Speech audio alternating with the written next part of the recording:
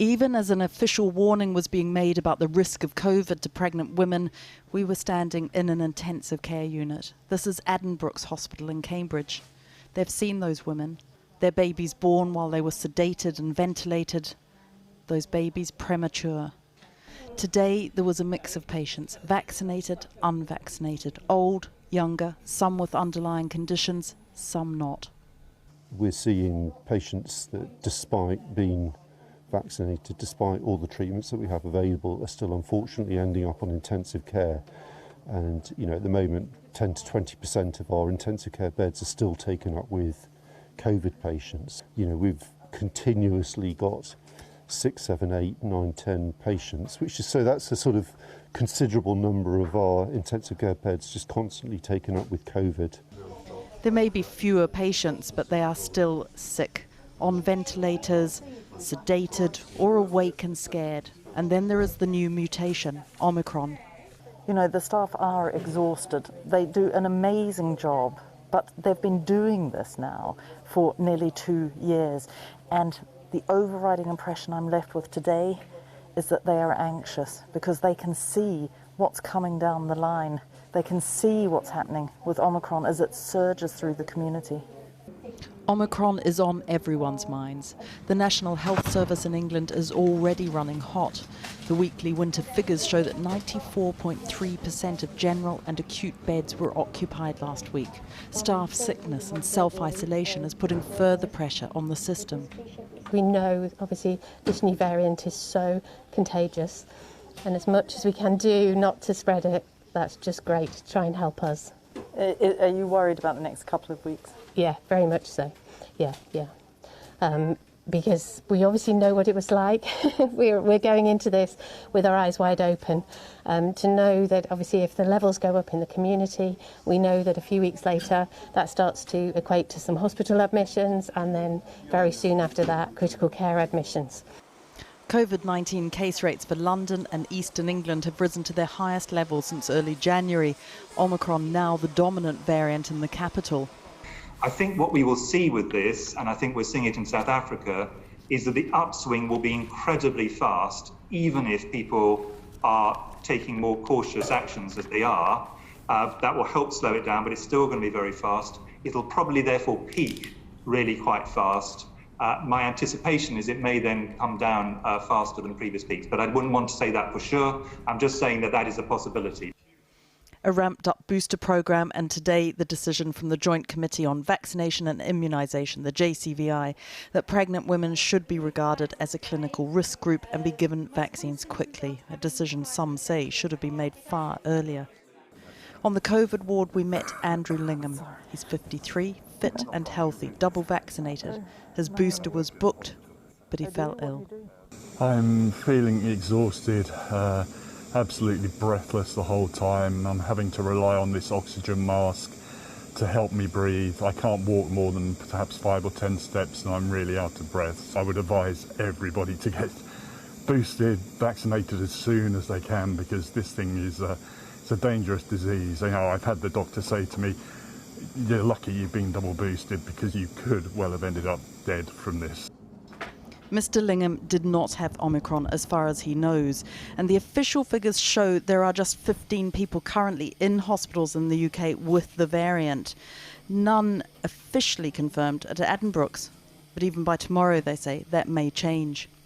Professor Charlotte Summers is a specialist in intensive care medicine and leads clinical trials looking for treatments. How are you? I'm tired. I'm really tired. I said the same thing this time last year, and it's about the same. It has been unrelenting, I'm not going to lie. And I'm anxious. I am anxious about what the next few weeks are going to mean. And I'm worried that people aren't taking it as seriously as we need them to. I get that everyone's exhausted and we don't want to have to live like this anymore, but whether we like it or not, a very big wave of cases is likely to be appearing on our doorstep imminently, and denial is not a coping strategy. And to tell how severe Omicron is, we were told today, we will need at least 250 confirmed cases in hospital so a full study can be done. That could be in a matter of a week or two. Victoria MacDonald at Addenbrooke Hospital in Cambridge. Well, a short time ago, I spoke to Professor Christina Pagel from University College London. I asked her how we should be behaving when we don't yet know how severe the Omicron variant is. I think the way we can think of it is that the most recent doubling times are at 1.5 days in pretty much between 1.5 days and 2 days in every region in England. So the people who tested positive today, who we reported those really big numbers for, were infected about 5-6 days ago. So that means that since then, there's been probably 3 more doublings. And just the sheer numbers of that will cause big problems. And that's why I think we can't afford to be too careful about how we act, just because even if Omicron is half as serious as Delta, it can still overwhelm the NHS just because so many people are getting infected right now. I mean, admissions to hospitals are rising in London, right across the country already. How much longer can we go on this track? Well, we have to choose to get off the track. I mean, that's the thing. So it will just keep going unless we do something to stop it. Now, boosting is really, really important, but it takes time. It takes maybe 7 to 10 days for a booster to kick in. It's going to take probably 5 to 6 weeks to finish the booster program on adults.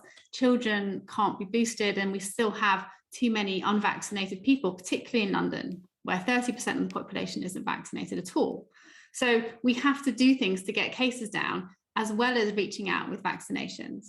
But what can you do to get cases down? Well, you have to cut contacts. I mean, we know that. And you can either do it by exhorting people to restrict their activities like Nicola Sturgeon did today, or you can do it through legislation. Either way, I think what we need to do is to restrict contacts right now until Christmas Eve for the next week, and hopefully break some of those chains of transmission. Now, there's nothing we can do about the infections that are baked in this week, but there is something we can do about the people who might get infected next week.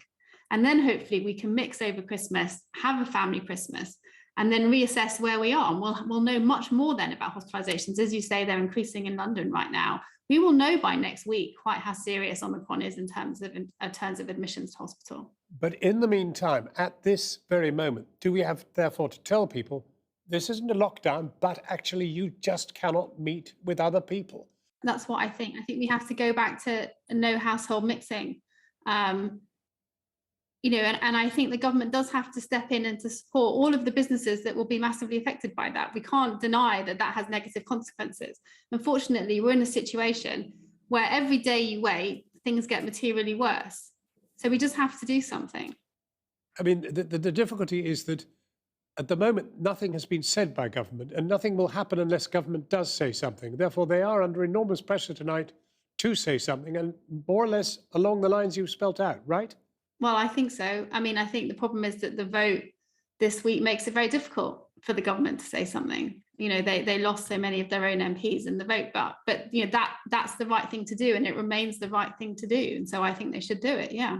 Well, Christina Pagel, thank you very much indeed for joining us. And I don't envy your job, but thank you for doing it. Thank you.